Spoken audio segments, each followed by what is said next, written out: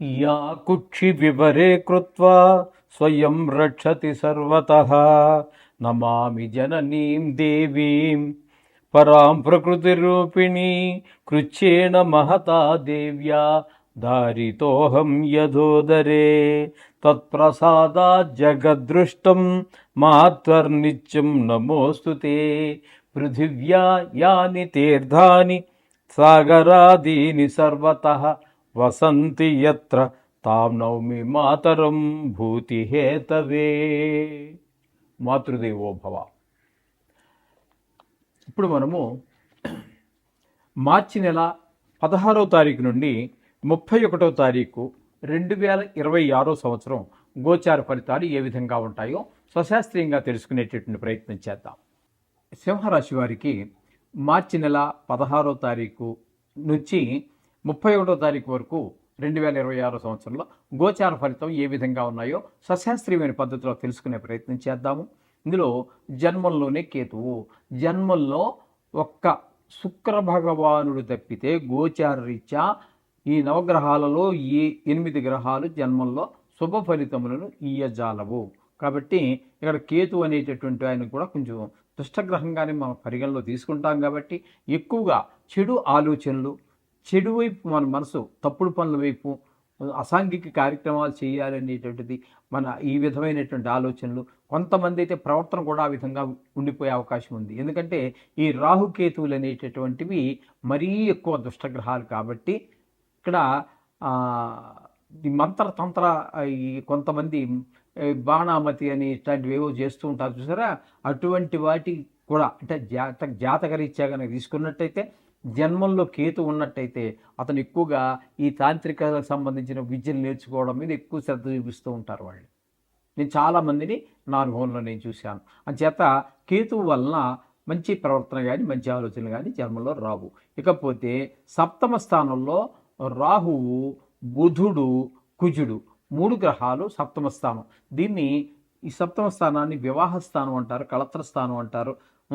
అలాగే కాబట్టి ఇక్కడ జరుగుతుంది ఏంటంటే రాహు భార్యాభర్తల మధ్యన చిటపట్లు ఉంటాయి. అలాగే కుజుడి వల్ల కూడా భార్యాభర్తల మధ్యన ఆ జాయింట్ వ్యాపారం చేసేవారి మధ్యన కూడా సరి అయినటువంటి అవగాహన ఉండదు. సరి అయినటువంటి అవగాహన లేని కారణంగా వ్యాపారం ముందుకెళ్ళడం కష్టం అవుతూ ఉంటుంది వాళ్ళకి. కాబట్టి ఆ రాహు కుజుడు ఇబ్బంది కలిగిస్తూ ఉంటారు. ఇకపోతే మధ్యలో 3వ గ్రహం కూడా ఉన్నది అక్కడ, బుధుడు. ఆ బుధుడు 7వ స్థానంలో మాత్రం భార్యాభర్తలను ఇద్దరిని కాస్త అన్యోన్యంగా ఉండేటట్టుగాను, వారిద్దరి మధ్యన గొడవలు అవి లేకుండా ఉండేటట్టుగాను చూస్తాడు. అట్లాగే భాగస్వామ్యుల మధ్యన ఈ 3 గ్రహాలు కనుక చెడ్డవైనట్టయితే మరింత తీవ్రంగా ఉంటాయి వాళ్ళ మధ్యన భేదాభిప్రాయాలు. ఇక్కడ 2 గ్రహాలు ప్రతికూలంగా ఉన్న బుధుడు చాలా ఒక అనుసంధానకర్తగా వాళ్ళిద్దరిని కలుపుతూ మళ్ళీ వాళ్ళ జాయింట్ వ్యాపారం ఏదైతే ఉందో భాగస్వామ్యులు ఆ వ్యాపారం ముందుకెళ్లే ప్రయత్నం, ఆయన వ్యాపార కారకుడు కూడా బుధుడు కాబట్టి ఆ వ్యాపారం ముందుకెళ్లే ప్రయత్నం అంతా కూడా బుధ ప్రభావాలు చేస్తూ ఉంటాడు. ఈ విధమైన ఫలితాలని బుధిస్తాడు. ఇకపోతే అష్టమ స్థానంలో ఇక్కడ మనకి 3 గ్రహాలు మళ్ళీ అక్కడ కూడా కనిపిస్తున్నాయి.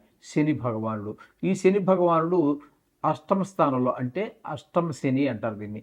అష్టమ శని అంటే ఆయుష్ స్థానం కాబట్టి ఇక్కడ ఆయుస్థానంలో ఆయుష్కారకుడైనటువంటి శని ఉన్న కారణంగా కొంత పెద్ద దుఃఖం వచ్చేటటువంటి అవకాశం ఉంది. ఎవరో మన వాళ్ళకి కొంచెం అపాయం జరిగేటటువంటి అవకాశం ఉన్నది, ప్రాణాపాయం, అలాగే ధన నష్టం, ఈ విధంగా పెద్ద దుఃఖం వచ్చేటటువంటిది, ధన నష్టం జరిగేటటువంటిది. కొన్ని సందర్భాలలో మనకి ఇక్కడ పరాభవము, అవమానాలు జరిగే పరిస్థితి కూడా మనకి స్పష్టంగా గోచరిస్తూ ఉంటుంది. ఇక్కడ మనకి ఎట్లాంటి అష్టమ స్థానంలో శని భగవానుడు ఉన్న కారణంగా. అలాగే అష్టమ స్థానంలో రవి సంచారం కూడా ఇంచుమించుగా ఇవే ఫలితాలన్నీ ఇస్తుంటాయి. పెద్ద దుఃఖము, ఎవరో అయిన వాళ్ళకి యాక్సిడెంట్ అవ్వటము, ధన నష్టం, కలహాలు, పరాభవాలు ఇవన్నీ జరుగుతుంటాయి. అయితే అక్కడ ఈ శని రవితో పాటుగా శుక్రుడు కూడా 25వ తారీఖు వరకు, 16 నుంచి 25వ తారీఖు వరకు, అంటే 10 రోజుల పాటు అక్కడ మనకు సంచారం చేస్తూ ఉన్నారు. ఆ 10 రోజులు శుక్రుడు మాత్రం మీకు అనుకూలమైన ఫలితాలు ఇస్తారు. అష్టమ స్థానంలో శుభ ఫలితాలు ఇచ్చేటటువంటి మన జ్యోతిష మిత్రులు కూడా చెప్తున్నానండి. అష్టమ స్థానంలో గోచార రీత్యా ఇచ్చే శుభ ఫలితాలు కలుగజేసేటటువంటిది ఒకటి బుధుడైతే, 2 శుక్రుడు. ఈ 2 గ్రహాలు మాత్రమే అష్టమ స్థానంలో సుఫలితాలు ఇచ్చేటట్టు. ఇక్కడ మనం ఇప్పుడు శుక్రుడు గురించి చెప్పుకుంటున్నాం కాబట్టి ఇక్కడ శుక్రుడు ఈ 10 రోజులు చాలా సుఫలితాలే మనకి ఇవ్వబోతూ ఉన్నారు. ఎవరికి? ఈ సింహరాశి వారికి. అలాగే 9వ స్థానం భాగ్యస్థానంలో ఒక 6 రోజులు ఉన్నారు. అక్కడ కూడా చాలా సుఫలితాలు ఇస్తూ ఉంటారు.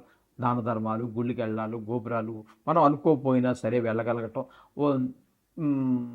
దాన్ని ఆ భగవంతుడి యొక్క యజ్ఞమో, హోమమో, యాగమో, వ్రతమో ఏదో అనుకోకుండా ఎవరో టికెట్ తీసేశారు, వాళ్ళు ఎవరో డ్రాప్ అయిపోయారు, ఒకళ్ళు డ్రాప్ అయిపోయారు 10 టికెట్లు తీసుకుంటే, రాబోయే ఇలాగ టికెట్ ఉంది కదా అని మిమ్మల్ని తీసుకెళ్ళటం, అయితే కారులో ఇంకో ఖాళీ ఉందిలే ఒకళ్ళకి వెళ్ళిపోదాం మన కారులో అని చెప్పేసి మిమ్మల్ని లాక్కుని వెళ్ళటం.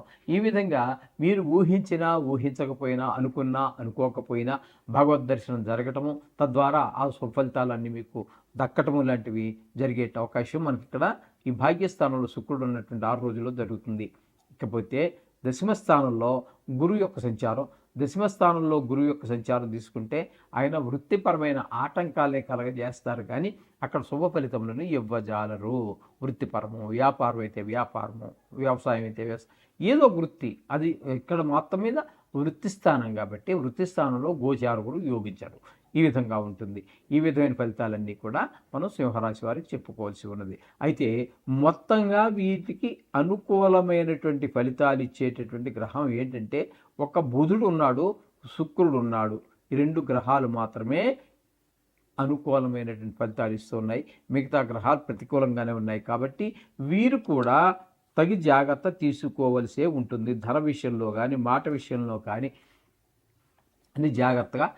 ధనం ఈవేళ మీకు గబుక్కుని కొంత లాస్ అయినా, పోగొట్టుకున్నా దాన్ని మళ్ళీ సంపాదించుకోవచ్చు. మాట విషయంలో మాత్రం మళ్ళీ చాలా కష్టం అండి. బంధుత్వాలు చెడిపోతాయి, మిత్రత్వాలు చెడిపోతాయి, ఉన్నవాళ్ళు ఎవరు కూడా మన పక్కన చేరరు.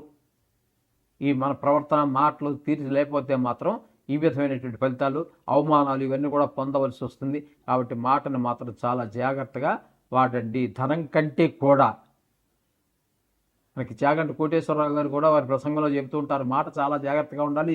దీని ద్వారా వదరబోతు మాటలు రావటం ద్వారా చాలా కష్టాలన్నీ ఎదుర్కోవాల్సి వస్తుందని కూడా వారు కూడా చెప్పడం జరుగుతుంటుంది. అందుచేత మాటని చాలా అదుపులో పెట్టుకోండి. అలాగే ప్రవర్తన కూడా అన్నీ కూడా పెట్టుకున్నట్టయితే మంచి జరుగుతుంది. అయితే వీరు మాత్రం ఖచ్చితంగా ఈ నవగ్రహ శ్లోకాలు ఏవో ఒకటి మాత్రం మనం గత 3 సంవత్సరాలుగా మనం చెప్పుకుంటున్నట్టుగానే అది మాత్రం ఖచ్చితంగా బీజాక్షరాలు కావచ్చు, శ్లోకాలు కావచ్చు, ఏది అయితే అది పెద్దలు చాలా చాలా చెప్పారు. మీకు ఏది అనుకూలత ఉంటే అది చేసుకోండి. తప్పకుండా వీటిని నవగ్రహాలు శాంతిస్తాయి. తద్వారా కొంచెం అన్ని ఇబ్బందులు పడకుండా మనం సునాయాసంగా ఈ 16 రోజుల కాలాన్ని దాటడానికి అవకాశం. శోభం పోయారు. ఆ ఖర్చు సద్వినియోగం అయ్యేటటువంటి అవకాశం మనకి కనిపిస్తూ ఉంటుందండి. ఈ కేతుగ్రహ సంచారం వలన ఇక్కడ ఆ రుణం ఉంటే తీర్చేయగలడం, అంటే మొత్తం మీద ధనానికి లోటు లేనటువంటి పరిస్థితిని కేతు కనిపిస్తూ ఉన్నారు ఇక్కడ. ఇకపోతే వ్యయ స్థానంలో 3 గ్రహాల యొక్క సంచారం జరుగుతోంది. రాహువు, బుధుడు, కుజుడు. ఈ 3 వ్యయ స్థానంలో ఉన్నప్పుడు ఇవన్నీ కూడా ధన వ్యయము, ధన నష్టము, శత్రుభయము, మనోవిచారము, కలత్ర నష్టము, కొంతమంది దుర్మార్గులకి కారాగార శిక్ష, ఇట్లాంటివన్నీ కూడా మనకి ఈ 3 గ్రహాలు కూడా అదే పని చేస్తూ ఉన్నాయి.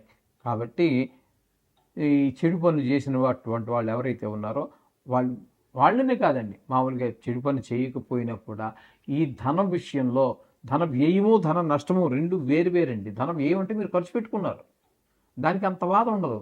ధన నష్టం అంటే పరస పోగొట్టుకున్నారు, లేకపోతే పిక్ పాకెట్ కొట్టేశాడు, లేకపోతే ఎవడో దొంగ మాయ మాటలు చెప్పి మీ ధనాన్ని బురిడి కొట్టించి కొంత డబ్బు అన్యాయంగా తీసుకెళ్ళిపోయాడు. అటువంటిప్పుడు ఏమవుతుంది, మనసు 10 రూపాయలు పోయినా కూడా మనసు బాధపడుతూ ఉంటుంది. ఈ విధంగా ధన నష్టం వేరు, ధన వ్యయం వేరు. ఆ విధమైనటువంటి బాధలు కలగకుండా జాగ్రత్తగా చూసుకోండి. ధనం విషయంలో మరీ తగు జాగ్రత్తతో ఉండండి.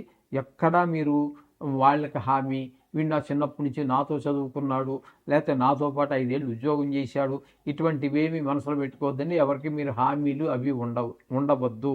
అట్లాంటివి చేస్తే ఆయన హ్యాపీగానే ఉంటాడు, మీరు ఎవరి కోసమైతే మీరు హామీ తీసుకున్నారో ఆయన హ్యాపీగా ఉంటాడు, మీరు మాత్రం మునిగిపోవడం గ్యారంటీ. కాబట్టి అటువంటి హామీలు ఎవ్వరికీ ఉండవద్దు. అర్థమైంది కదండి. ఈ విధంగా ఉండాలి, తగు జాగ్రత్తలు తీసుకుంటూనే. మొత్తంగా మనం చెప్పాలి అన్నట్టయితే ఇందులో మీకు అనుకూలమైనటువంటి గ్రహం ఒక్క శుక్రుడు ప్లస్ కేతు, 2 గ్రహాల యొక్క అనుకూలత ఉంది. మిగతా గ్రహాలన్నీ కూడా కొంచెం ప్రతికూలంగా ఉన్న కారణంగా మీరు తప్పకుండా నవగ్రహాలకు సంబంధించినటువంటి శ్లోకాలు, బీజాక్షరాలు, లేకపోతే మీకు రోజు వెళ్ళేటటువంటి దగ్గరలో ఉన్న గుళ్ళో నవగ్రహాలు వెళ్ళే అలవాటు ఉంటుంది. కొంతమందికి స్నానం చేసి ఇంటి దగ్గర పూజ చేసేసుకుంటారు. వెళుతూ 2 అడుగులు వాక్బుల్ డిస్టెన్స్లో ఉంటే అక్కడికి ఆగి ఆ నవగ్రహాలు తిరిగి గుళ్ళో ఉన్నటువంటి ప్రధాన దేవుడు ఎవరైతే ఉన్నారో ఆ దేవుడిని దర్శనం చేసుకుని వెళ్ళిపోతుంటారు. రోజు ప్రతి నిత్యము వాళ్ళకి ఏదో దినచర్య అంతే. ఆ విధంగా చేసే వాళ్ళకి చాలా శుభప్రదమైన ఫలితాలు ఉంటాయి. చక్కగా మీరు ఆ విధంగా చేయండి, సకల శుభాలు పొందండి. శుభమూయాలు.